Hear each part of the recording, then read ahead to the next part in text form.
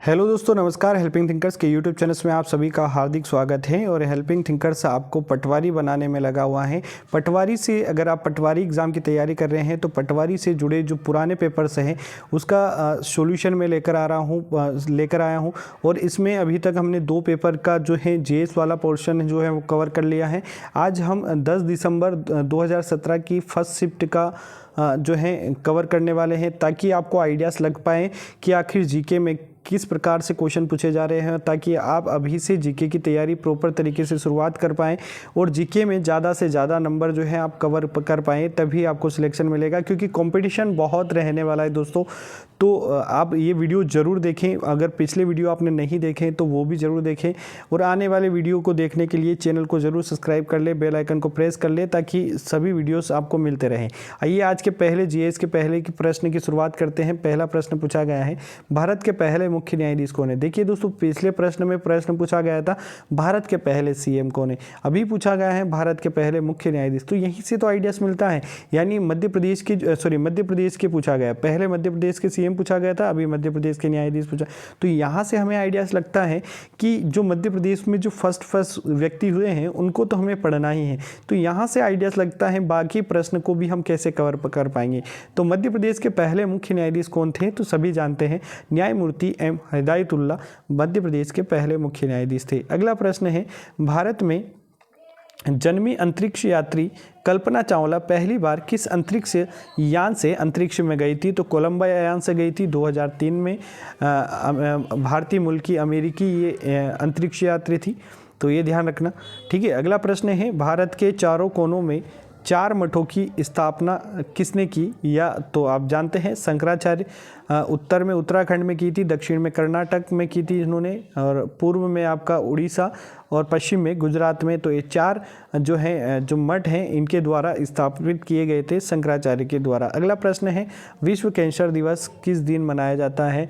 बहुत ही इंपॉर्टेंट प्रश्न है, कई बार पूछा जाता है, क्योंकि कैंसर जो है अपने आप में एक बहुत महाबीमारी इसे कहा जा सकता है। तो 4 फरवरी को विश्व कैंसर दिवस मनाया जाता है। तो यहाँ से आप देखो, पिछले पेपर में पूछा गया था कि विश्व जनसंख्या दिवस कब मनाया जाता है, तो आपका आंसर था 11 जुलाई।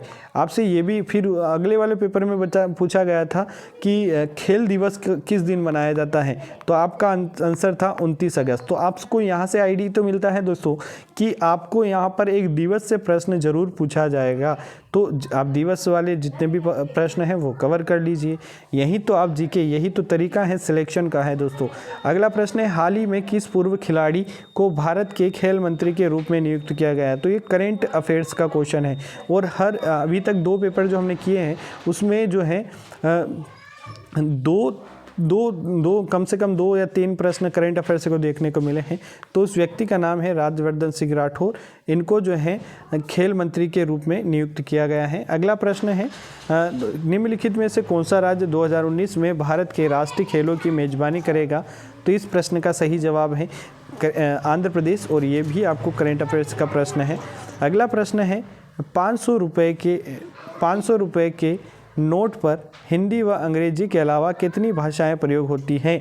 तो टोटल दोस्तों 17 भाषाएं या 17 लैंग्वेजेस यूज़ होती हैं। क्योंकि इसने कहा हिंदी और अंग्रेजी के अलावा, मतलब 2 लैंग्वेज ही हटा दीजिए, तो बाकी 15 लैंग्वेज और में जो है आपके प्रश्न का आंसर हो जाएगा 15 लैंग्वेज और उस पर लिखी हुई होती हैं। अगला प्रश्न है दोस्तों, अगला प्रश्न, निम्नलिखित में से भारत का सबसे पूर्वी राज्य कौन सा है। तो पूर्वी राज्य दोस्तों अरुणाचल प्रदेश। आपसे पूछा भी जाता है पूर्वी राज्य अरुणाचल प्रदेश, पश्चिमी राज्य गुजरात, और अगर उत्तरी राज्य बताएंगे तो आप जम्मू कश्मीर बताएंगे तो आपका प्रश्न गलत हो जाएगा। क्योंकि जम्मू कश्मीर और लद्दाख जो है अब केंद्र शासित प्रदेश बन चुके हैं। तो उत्तरी राज्य जो हो जाएगा दोस्तों आपका हिमाचल प्रदेश हो जाएगा दोस्तों, ये बात आप ध्यान रखें। और दक्षिणी राज्य जो है तमिलनाडु हो जाएगा दोस्तों। तो ये बात आपको ध्यान रखनी है दोस्तों। यहीं से प्रश्न घूमेगा और बच्चा जल्दी में जम्मू कश्मीर लगा देगा तो गलत हो जाएगा, क्योंकि उसने राज्य पूछा है, केंद्र शासित प्रदेश नहीं। अगला प्रश्न है, भारत में राष्ट्रीय खेल संग्रहालय कहाँ पर स्थापित किया जाएगा। राष्ट्रीय खेल संग्रहालय जो कि जो भारतीय राज्य की राजधानी है नई दिल्ली, वहीं स्थापित किया जाएगा दोस्तों। अगला प्रश्न है, जय संहिता को बेहतर किस रूप में जाना जाता है? जय संहिता को किस नाम से जाना जाता है या किसका उपनाम जय संहिता है? तो दोस्तों इसका जवाब सभी सही लगाएंगे। महाभारत को जय संहिता और सहस्त्र संहिता के नाम से भी जाना जाता है। महाभारत के रचयिता कौन थे?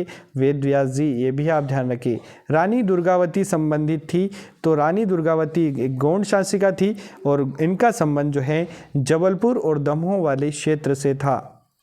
ये बात आप ध्यान रखिए। गोंडवाना रियासत की महान क्रांतिकारी रानी दुर्गावती थी और इनका संबंध जो है जबलपुर में है। ठीक है दोस्तों, अगला प्रश्न है दोस्तों आपके सामने, मध्य प्रदेश में प्रतिभूति कागज कारखाना कहाँ है? प्रतिभूति का मतलब होता है आपका जो कागज से जो प्रतिभूति नोट बनने वाला जो कागज बनने वाला जो है या पेपर सिक्योरिटी जो मिल बोलते हैं हम, वो कहाँ है? प्रतिभूति मतलब सिक्योरिटी मिल पेपर मिल जो बोलते हैं, तो वो कहाँ है? नेपा नगर होशंगाबाद, सॉरी नेपा नगर नहीं, होशंगाबाद में है प्रतिभूति। यहाँ इंग्लिश में देख सकते हैं सिक्योरिटी पेपर मिल, तो सिक्योरिटी पेपर मिल कहाँ है दोस्तों? होशंगाबाद में है। ये थोड़ा सा दोस्तों ध्यान रखें, जब हिंदी में समझ में ना आए तो इंग्लिश में उसको ज़रूर देखें। सिंगरौली का जिला मुख्यालय कहाँ पर है?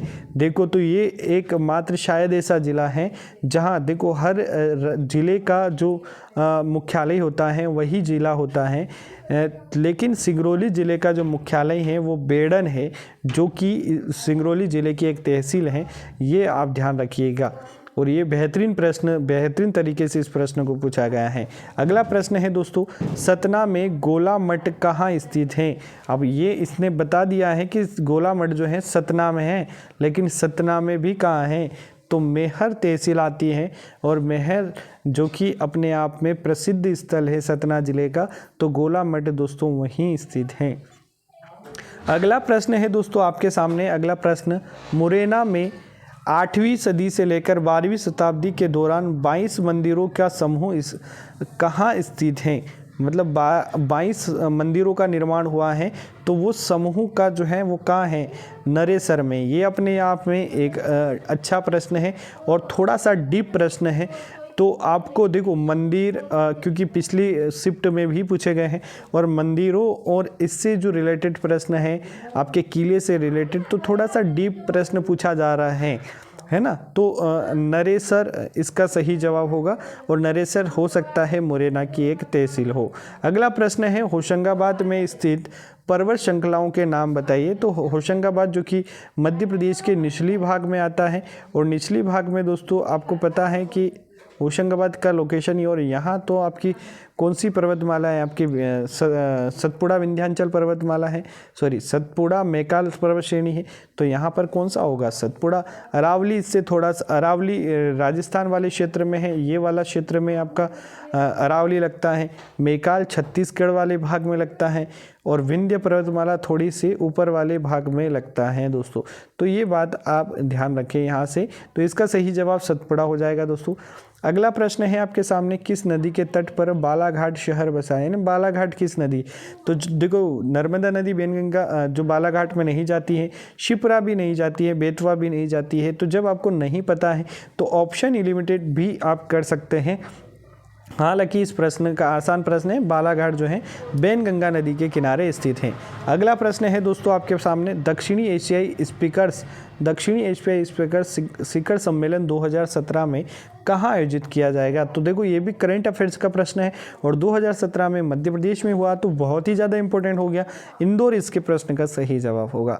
अगला प्रश्न है दोस्तों जीके का सेकेंड लास्ट प्रश्न है, गांधी सागर अभ्यारण्य के पश्चिमी और पूर्वी भागों को अलग करने वाली नदी कौन सी है? बहुत ही शानदार प्रश्न, चंबल नदी इस प्रश्न का दोस्तों सही जवाब होगा। और चंबल नदी का उद्गम कहाँ से होता है? तो आपको ध्यान रखना है जाना पाऊँ महू से जो है इसका, और कहाँ आता है दोस्तों? इंदौर में आता है और यहीं से चंबल नदी का उद्गम होता है। जानापाव को परशुराम जी की जन्म स्थली भी कहा जाता है और इंदौर से ही आपकी शिप्रा नदी का भी उद्गम होता है, उज्जैनी से। ये बात आप ध्यान रखिए। सोन केन नदी जो है वो कहाँ से निकलती है, तो केन कटनी से निकलती है। सोन नदी आपका अमरकंटक से निकलती है। यमुना नदी जो है आपका उत्तराखंड से निकलती है। ये बात आप ध्यान रखें। अगला प्रश्न है, अगला और जीके का अंतिम प्रश्न है दोस्तों। मैं आपको पहले जीके की सारी सीरीज करवा दूंगा, फिर मैथ्स वाली सीरीज करवाऊंगा, फिर हिंदी वाली सीरीज। इस प्रकार से दोस्तों मैं पूरा पटवारी आपको बनाकर ही छोड़ूंगा। तो बने रहिए हमारे चैनल पर। लोक सेवा वितरण गारंटी पर कानून बनाने के लिए भारत में पहला राज्य कौन सा था? तो लोक सेवा गारंटी वितरण जो गारंटी अधिनियम कानून जो था, भारत में पहला राज्य बनाने वाला आपा यानी हमारा मध्य प्रदेश था दोस्तों। और बहुत ही शानदार तरीके से यहाँ पर हम कवर करते जा रहे हैं। पटवारी के previous year question, expected paper भी हम करेंगे, और जो भी संभव हो पाएगा पटवारी के लिए या मध्य प्रदेश के अन्य एग्जामों के लिए आपके लिए हेल्पफुल कंटेंट क्या हो सकता है वो सब मैं लेकर आऊँगा दोस्तों। आप बस चैनल को सब्सक्राइब कर लीजिए और वीडियो को लगातार देखते रहिए आपके, क्योंकि यहीं से दोस्तों आपको आइडियाज़ लगेगा कि किस तरीके का पेपर बनने वाला है। एक एक नंबर की मेहनत करनी पड़ती है दोस्तों, क्योंकि कॉम्पिटिशन अपने चरम पे है। तो दोस्तों चैनल को सब्सक्राइब कर लेना, बेल आइकन को प्रेस कर लेना, दोस्तों के साथ भी शेयर करने ताकि वो भी इस वीडियो का लाभ ले सकें। शुक्रिया दोस्तों, मिलते हैं अगले वीडियो में, तब तक के लिए धन्यवाद।